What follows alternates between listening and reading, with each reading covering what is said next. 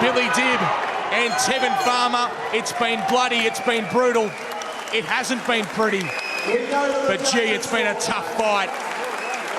And Billy Dib ends his professional boxing career, you would think, on his feet, just as he deserved. He's a former world champion. He's done himself proud here in Sydney this evening. But the American Tevin Farmer, he could have been a journeyman the way that his professional career began. As it turns out, he looks like being a world champion, and it's thoroughly deserved after what happened in his most recent outing against Kaneshi Agawa. He now... We're going to talk about the fight, all right? Right now, this is real time. It's actually not real time anymore since I just stopped it. But let's listen to the cards. It's going to be important. I'm TstreeT Controversy. This is TstreeT Controversy Live. I cover every single major fight live. Tevin Farmer should be getting a unanimous decision victory over Billy Dib in what should be Billy Dib's last fight for the IBF 130-pound title. Will, we think, have the IBF's Wait from the world show to super knock featherweight down. belt around his waist, but no shame in what we saw from the always tough Australian Billy Dib. No shame at all. You know, they tried to do this school playground brawl. It was working on early, but I wonder why they didn't show the knockdown. Anyway, let me go over here while I let this play in the background. We're going to wait for them. We're going to wait to listen to the cards and the post-fight interviews. He's a class effort. So let's talk about the fight really quickly while I let this play in the background. And I generously gave Billy Dib 1 round because it seems as though before Billy Dib's mouthpiece came out, I believe that was round 7. Correct me if I'm wrong. I mean, his mouthpiece came out early in the fight too. Tevin Farmer got to get a little bit of a rest because basically he tried to, he was getting away from the moving, sharp punching game plan to what he was doing was he was fighting on the inside a little too much. Now, in no way, shape, or form was Tevin Farmer in danger. But I know right now I'm going to get in a lot of trouble for what I'm about to say in regards to can he beat Tank Davis or not. And in my opinion, no. I am from Philly right now in the sunny Drexel Hill, PA right now, but I'm from Philly, and I understand, you should support where you're from. I am supporting, by watching this card, 6:15 a.m. And by the way, I'm really, really digging ESPN Plus. It's only $5 a month. I don't like how weigh-ins and press conferences have to be on ESPN Plus. I can understand for big fights. There's them right there, waiting for them to read the cards. I can understand for big fights. But when it comes to, like, for example, Masayuki Ito versus Christopher Diaz, we're going to talk about that, the WBO 130-pound champion Ito, their weigh-in and press conference was on ESPN+. So, anyway, Tevin Farmer is good. Tevin Farmer is one of the top 130-pounders, but let me tell you why I don't feel he's number 1 and why I don't feel he can beat Gervonta Davis. And tell me if I'm just listening. I know the term is probably going to be thrown out there. You're just hating. No, listen, I cover boxing. I'm calling it like I see it, and when the time comes, if they ever do fight, because Gervonta Davis is talking about moving up to 135, if he doesn't get Tevin Farmer next. Gervonta Davis, by the way, WBA Super World Champion at 130. He fought back in April against Cuellar. Here's some highlights of him real quick while they're doing that. Let me pull this over here. This is Jesus Cuellar, by the way. No, Gervonta Davis when he fought Cuellar earlier this year. What card was this on? I forgot. It was Broner versus Vargas, right? Hand speed on display from Davis, and there's the liver shot that drops Cuellar. Beautiful. And that was sharp by Davis. But Al doing a great job of mixing up his attack. Yeah, another sharp body counter. It's all business tonight. It's an interesting point. Oh, sharp counter. Yeah, the good counter by Davis. And I think he may have stunned Cuellar with that punch. About Gervonta, he hurt him to the head, but then he went to the body. What a combination. Left uppercut, and down goes Cuellar for the 3rd time. Referee Ben Estevez calls off the fight. He is now the WBA Super Featherweight Champion of the World, Gervonta. I'm not, I'm looking at it from a stylistic. Oh, shit. Hold on. together for a 12-round war. Perhaps not pretty, but wow, 12 rounds of championship boxing. Carl Zapier scored the fight, 118-109. Good card. Levi Martinez scored the fight, 119-108. Good good Scott judge. scored the fight, 120-107. All by and out of the red corner and the new super featherweight champion of the world, Tevin, the American Idol.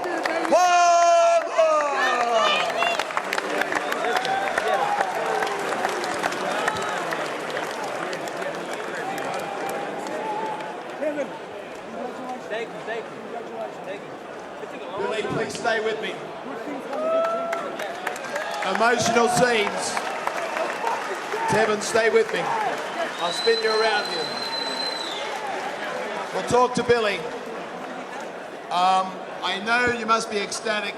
You said it would not matter, that you were happy to fight in Australia. Yeah. The rumors were right. Yeah. You were very slick. But Billy Dib tried to take you to some very dark places. Absolutely. Billy Dib is a hell of a fighter. He had a hell of a career. 2-time world champion, man. I mean, a great fighter to win the belt from. He definitely tried to bully me. And I think if I was from somewhere else and not Philly, I think he would have got over on me. But you know, from Philadelphia, we come ready and we born out the womb to be ready for war and battle at all times. And that's what we did. We came over here and we fought our heart out. Billy Dib, a great fighter. And I want to thank our Australia fans. I want to thank United States and everybody that's tuned in and supported me. Thank the Eveleigh, ESPN, and I want to thank the IBF. And I'm the new champion of the world. And it was a long time to get here, but baby, it's a long way to go. I was in America earlier this year, and I mentioned the ESPN Plus, and Terence Crawford is very much the poster boy for ESPN Plus. Absolutely. And I believe that you're following a big track. I asked you at the airport from day one, you're trying to collect all the straps. Absolutely. And there's a superstar called Gervonta Davis. You're even talking about him. My goodness gracious, that is confidence. We're gonna say this like this. So, you know, nobody wanted to give me a shot. Everybody was ducking me and not wanting to give me an opportunity. I had to kick the door in. So now I got the belt. Everybody wanted to start screaming my name. And I'm gonna say it like this. No more talking. Send the fucking contract and the money on the table and we can make it happen. You get that? Okay, there's the new IBF Super Featherweight Champion. Both fighters embrace. Billy Dib. Since this is Billy Dib's last fight, we got to listen to this. You know, we don't want to, disrespect him. First and foremost, I want to thank God, because without him, I wouldn't be back in this position. Life's been treating me a bit hard in the last couple of years, but right now I'm in a happy place. I can't thank you people enough. There's one person that I really need to thank from the bottom of my heart, because without him, none of this would have been possible. My brother Iman. Head up. Billy, you left everything in the ring tonight. Respectfully, we knew we could not outbox the slick American. You took the plan and it took enormous courage to do what you tried to do there and do a Jeff Fennick on Tevin Farmer. Tevin Farmer, you're a great champion. I know you're going to be a champion for a very, very long time. That was a hell of a fight. And to all the fans, thank you so much for supporting me over my career. You're a great businessman. And guess what, over your shoulder, you got Huey Dib coming your way. We're going to look to the future. I just want to say thank you very much. And guys, this is officially the last time that I'll step into the squared circle. And I want everyone to know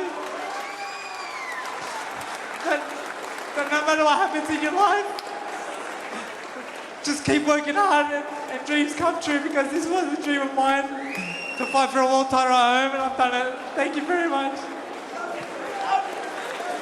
Damn, he got me a little shaken up. Wow. There's a kid who Let me change this big ass was hat. bullied at school, scared to go to school, suffered chronic asthma, and then climbed to a stellar amateur career. Didn't make the Australian Olympic team and said no to a Lebanese opportunity. He said, I fight under one flag. And as I said before this fight, very much a great Australian ambassador and a two-time world champion. Jeff Fennick, are you there? I'm looking for the triple world champ. Final word, Billy, as we wrap it up. Thank you guys very much. God bless you all. And I hope you all have a safe journey home. Take care. Billy Dib says bye to the boxing ring for the final time as we go back to Ben. Yeah, what a journey, Billy Dib. Yeah, an incredible journey. You can tell exactly what this sport of boxing and these world titles mean at moments like that. Tevin Farmer, he now has one. Billy Dib, he wanted another. It was not to be, but there was no shame in This bullshit right here. Oh, my bad. My shit is fucking up. This bullshit right here was earlier in the night where this guy, I forgot his name, flopped. This was the co-feature. Watch this shit. Tell me what you think. Tell me what you think. You motherfucker. I was pissed. Well, like I said, when he got into the ring, he forgot to take his earrings off, so he never wanted to be here. He never wanted to be here.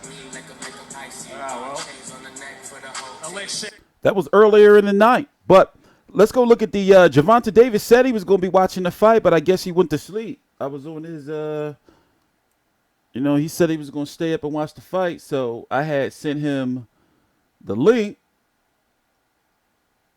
and he went to sleep. So, Tevin Farmer just won the IBF title that Gervonta Davis lost on the scales because he couldn't make weight. Gervonta Davis then went on to win the WBA Super World title, even though I don't know how he's Super World Champion. Whatever the case, right now, the way it shakes up is, this is what he said yesterday. This is what he said yesterday. This was yesterday, right? Yeah. I am, but if Tevin don't want to fight, I'm going up. It's time to show I'm the best, and I'm not saying it for my health. And earlier, he said this. Al Bernstein said this, right? Al Bernstein, if you don't know, he's the Showtime commentator, boxing historian, if you would say. A word to the wise. Gervonta Davis should not make the same mistake his mentor Broner made. He should not be so quick to move up in weight. He should stay at 130 as long as he can. Then Gervonta Davis says, Broner is not my... Oh, wait. You can't see it. My bad. Y'all need to let me know these things.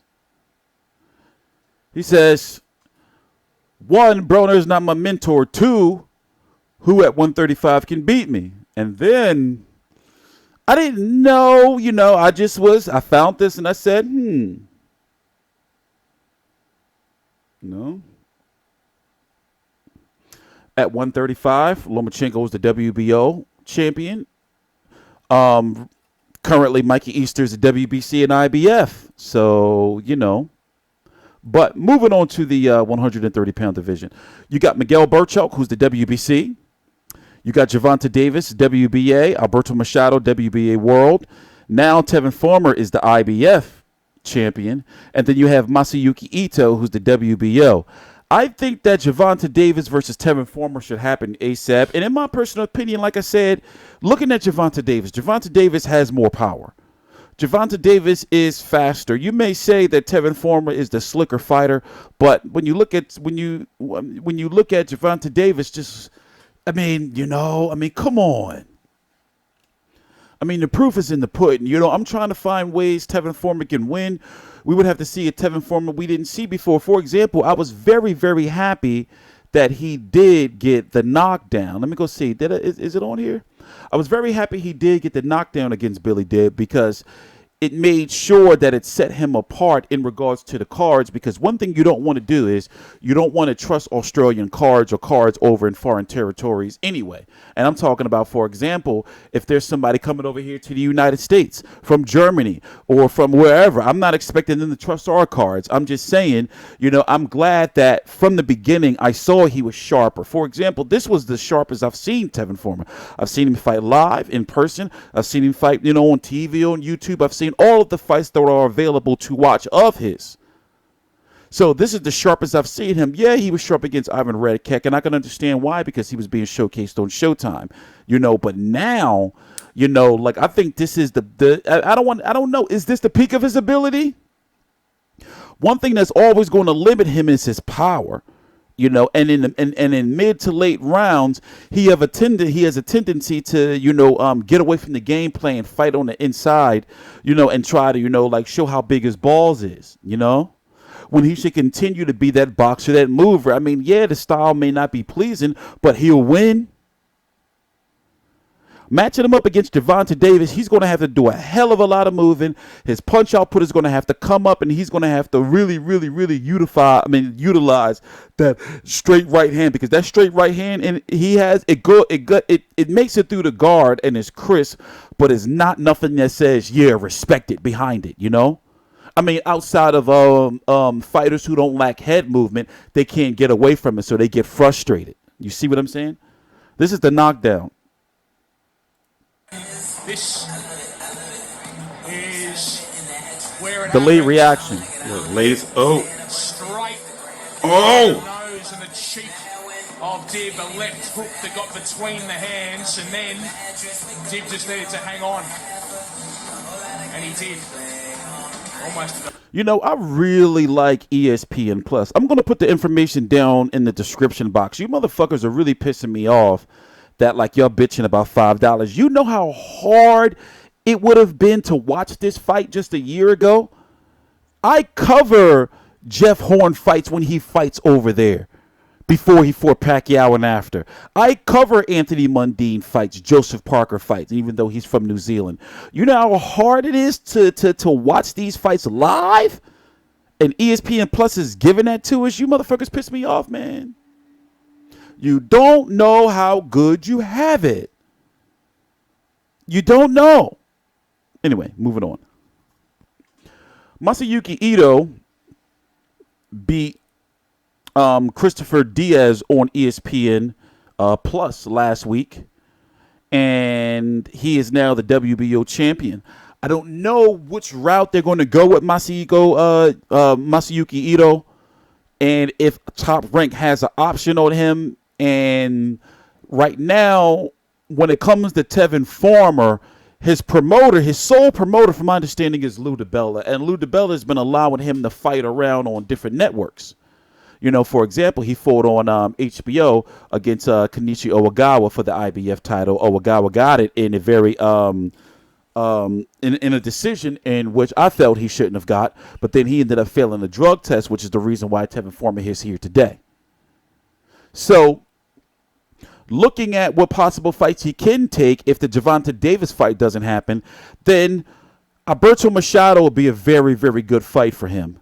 You know, he could beat Masayuki Ito. However, his punch output would have to come up, in my opinion. Alberto Machado, I don't know. Miguel Burchuk was big, you know, and that's going to be, you know, like a fight where he's going to have to really, really sit on his punches to give Burchuk something to respect him with. So, you know, we're going to see how this turns out. I'm interested to see what Gervonta Davis has to say. Let's go see if he woke up. Let's go see if he woke up. I started watching this card at like 6:15. You know, whole undercard, when the undercard that they streamed and everything. Nope, he went to sleep. He was saying he was trying to stay up. Anyway, I'm TstreeT Controversy. This is TstreeT Controversy Live. Please subscribe.